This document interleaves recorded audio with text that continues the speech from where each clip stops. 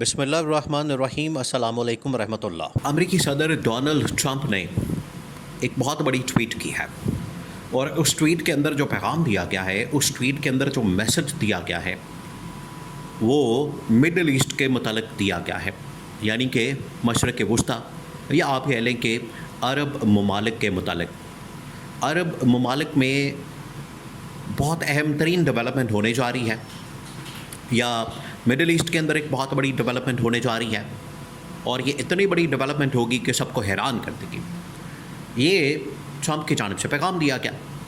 اب ٹرمپ نے یہ جو پیغام دیا ہے، اس کے اندر مطلب کیا ہے، اس کے اندر معنی کیا ہے، اس کے اندر راز کیا ہے، جو کہ آنے والے دنوں میں ایک بہت بڑی ڈیولپمنٹ ہو سکتی ہے، اور اس کا امپیکٹ پوری دنیا کے اندر پڑے گا، پوری دنیا کے اندر۔ یہ ڈونلڈ ٹرمپ کس کی جانب اشارہ کر رہا ہے؟ ڈونلڈ ٹرمپ کی جو اس وقت ساری کی ساری سیاست ہے، یا وہاں پر جتنی بھی ملاقاتیں ہو رہی ہیں، وہ اسی پوائنٹ کو لے کر ہو رہی ہیں کہ مڈل ایسٹ کے اندر ایک نئی ڈیولپمنٹ ہو سکے۔ وہ کیا؟ اور اس کا ڈائریکٹ امپیکٹ، ڈائریکٹ جو کنسرن بنتا ہے وہ سعودی عرب کا بھی بنتا ہے، اور اس کا امپیکٹ سعودی عرب کے اوپر بھی آتا ہے، محمد بن سلمان کے اوپر۔ اسی وجہ سے دیکھیں، محمد بن سلمان نے فورسی کرتے ہوئے پاکستان کے ساتھ، جید العاصم کے ساتھ ایک ڈیفنس کا معاہدہ کر لیا تھا۔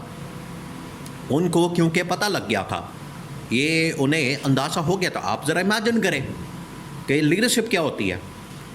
لیڈرشپ یہی ہوتی ہے کہ وقت سے پہلے آپ چیزوں کو دیکھ لیں، ان کو فورسی کر لیں، ان کو سمجھ لیں، ان کا اسٹیمیٹ لگا لیں، ان کا اندازہ کر لیں، اسی وقت ہی آپ کے اندر یہ لیڈرشپ کوالٹی پیدا ہوتی ہے۔ تو محمد بن سلمان نے بھی اس بات کو دیکھ لیا تھا، بھانپ لیا تھا، انہیں اندازہ ہو گیا تھا، انہیں پتہ چل گیا تھا کہ یہ مڈل ایسٹ کے اندر بہت بڑی ڈیولپمنٹ ہونے والی ہے۔ اسی وجہ سے اس نے یہ سب کچھ کر لیا، اور یہی کوالٹی دیکھیں، بار بار یہ عمران خان کا ذکر کیا جاتا ہے، یہی کوالٹی اصل میں سیکھی ہے محمد بن سلمان نے عمران خان سے، کہ عمران خان کے اندر یہ کوالٹی موجود ہے، عمران خان کے اندر یہ صلاحیت موجود ہے کہ جس طریقے سے عمران خان فورسی کر لیتا ہے مستقبل کو، فیوچر کو، پولیٹیکل ڈیولپمنٹس کو، وہ محمد بن سلمان نے سیکھا، اور محمد بن سلمان نے اس کے مطابق آگے کے معاملات دیکھے۔ اب آ جائیں، ڈونلڈ ٹرمپ اصل میں اس ٹویٹ کے ذریعے سے کیا پیغام دینا چاہتا ہے، اور ٹویٹ کے ذریعے سے ڈونلڈ ٹرمپ کیا میسج دے رہا ہے۔ دو تین چیزیں آپ نے ذہن میں رکھنی، دو تین چیزوں کے اوپر آپ نے فوکس کرنا ہے، غور کرنا ہے۔ نمبر 1 یہ کہ نیتن یاہو، جو کہ اس وقت اسرائیل کا وزیر اعظم ہے، وہ اقوام متحدہ پہنچا، اور اقوام متحدہ میں اس نے جا کے تقریر کی۔ وہ تقریر کیا ہونی تھی؟ الٹا ذلت و رسوائی کمائی۔ وہ تقریر تو نہیں ہوئی، کیونکہ وہاں پر تقریر کرنے کا موقع ہی نہیں ملا اس کو۔ یہ بڑا نادر موقع تھا دنیا کے سامنے اپنی باتیں کرنے کا، اور اپنا ایجنڈا رکھنے کا، اپنا جو مستقبل کے بارے میں اسرائیل چاہتا کیا ہے اس کو ایکسپلین کرنے کا۔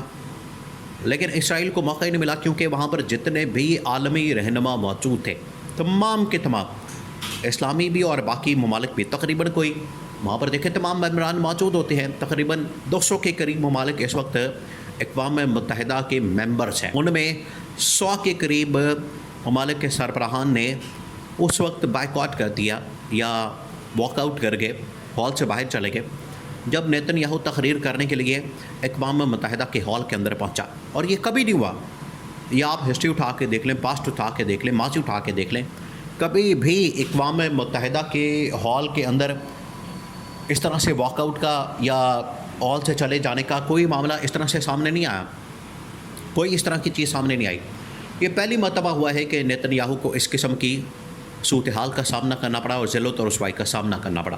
ذلت و رسوائی اس کا مقدر بن جاتی ہے۔ دیکھیں، جب آپ مسلمانوں کے اوپر نہتے بے گناہ مظلوم لوگوں کے اوپر، مسلمانوں کے اوپر بمباری کریں گے، ان کے اوپر جاریت کریں گے، اوپر ظلم اور جبر کریں گے ان پر، تو پھر آپ کے مقدر کے اندر ذلت و رسوائی آئے گی۔ یہ تو ابھی دنیا کے اندر ہے، آخرت کے اندر علیحدہ آپ کے کھاتے میں پڑے گی۔ تو اقوام متحدہ کے اجلاس کے اندر جب نیتن یاہو پہنچا، تو نیتن یاہو تقریر کرنے کے لیے آیا، تو اس کو ذلت و رسوائی کا سامنا کرنا پڑا۔ اب یہ جو ڈیولپمنٹ ہونے جا رہی تھی، یہ اسی وقت ہی اس کا اعلان ہو جانا تھا، آپ نے اس کو ذہن میں رکھنا۔ یہ بڑی اہم ترین ڈیولپمنٹ تھی، اور اسی موقع پر یہ نیتن یاہو کو پتا تھا کہ یہ بڑا نادر موقع ہے، اس موقع پر میں اناؤنسمنٹ کر دوں گا، اعلان کر دوں گا اور دنیا کو بتا دوں گا کہ یہ ہم کرنے جا رہے ہیں، غزہ کے متعلق یا فلسطین کے متعلق یا عرب ممالک کے متعلق یا سعودی عرب کے متعلق، لیکن وہ نہیں کر سکا۔ اس نے پھر یہ معاملہ رکھا ٹرمپ کے سامنے اور ٹرمپ نے کہا کہ ٹھیک ہے، میں تمام عالم اسلام کے لیڈران کو اور دنیا کے لیڈران کو اکٹھا کروں گا اور وہاں پر ہم یہ ایک اعلان کریں گے۔ اس کے بعد ٹرمپ کی جانب سے تمام ممالک کے اندر موجود اپنے جتنے فوجی کمانڈرز ہیں، دیکھیں امریکہ نے دنیا کے مختلف ممالک میں اپنے فوجی اڈے بنا کے وہاں پر کمانڈرز کو تعینات کیا ہوا ہے، تو ٹرمپ نے تمام کمانڈرز کو بلا لیا امریکہ میں۔ تو اس کا مطلب ہے کہ آگے جو ڈیولپمنٹ ہونے والی ہے اس کا امپیکٹ ملٹری کے لحاظ سے بھی آ سکتا ہے، ملٹری کے لحاظ سے ان کے فوجی اڈوں پر حملے ہو سکتے ہیں۔ دوسرا ایک ہو سکتا ہے کہ فلسطین کی آزادی کے متعلق اور اسرائیل کی آزادی کے متعلق اس کو تسلیم کرنے کے متعلق فیصلہ کیا جائے، اعلان کیا جائے۔ اب یہاں پر سعودی کراؤن پرنس محمد بن سلمان کو فکر پڑ گئی ہے کہ اگر اس طرح کا کوئی اعلان ہوتا ہے تو اس کا نتیجہ، اس کا جو امپیکٹ ہوگا وہ ڈائریکٹ براہ راست سعودی عرب کے اوپر آئے گا، کیونکہ سعودی عرب کے اوپر یہ پریشر موجود ہے۔ سعودی عرب کو یہ بار بار کہا جا رہا ہے کہ آپ اسرائیل کو تسلیم کریں۔ جب عمران خان کے سامنے یہ معاملہ رکھا گیا کہ آپ اسرائیل کو تسلیم کریں تو عمران خان نے تو واضح طور پر انکار کر دیا تھا کہ ہم کسی صورت اپنے بانی پاکستان قائد اعظم محمد علی جناح کی کہی ہوئی بات کے خلاف نہیں جا سکتے۔ ان کا بڑا مشہور یہ جملہ تھا کہ اسرائیل ایک ناجائز ریاست ہے، اس کو ہم تسلیم نہیں کریں گے، لہٰذا ہم نے تسلیم نہیں کرنا۔ تو اتنا بڑا جملہ کہنے کی جرأت اور ہمت آج کسی کے اندر نہیں ہے۔ اس کی وجہ سے محمد بن سلمان کو اس بات کی ضرورت پڑ گئی ہے کہ اگر زور و زبردستی کے ساتھ، دھونس کے ساتھ، دھاندلی کے ساتھ انہوں نے سعودی عرب سے اسرائیل کو تسلیم کروانے کی، اسرائیل کو منوانے کی، اسرائیل کے ساتھ تعلقات بحال کروانے کی اگر انہوں نے کوشش کی تو پھر اس کا جواب جو ہے وہ صرف عمران خان دے سکتا ہے۔ عمران خان مسلمانوں کا مقدمہ لڑ سکتا ہے، عالم اسلام کی بات کر سکتا ہے، پر اسرائیل کو ایک ناجائز ریاست کہہ سکتا ہے، اس کے علاوہ کسی کے اندر اتنی ہمت نہیں۔